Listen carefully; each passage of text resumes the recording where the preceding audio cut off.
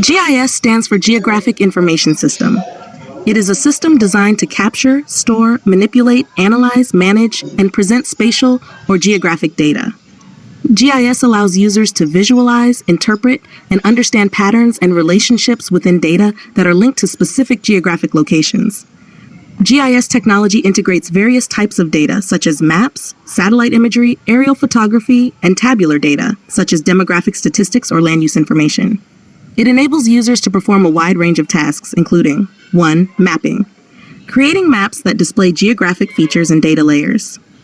2. Spatial analysis, analyzing relationships, patterns, and trends within geographic data. 3. Querying, retrieving specific information from geographic databases based on user-defined criteria. 4. Modeling, simulating real-world scenarios and predicting outcomes based on geographic data. 5. Decision-making, supporting decision-making processes by providing spatially relevant information and analysis results.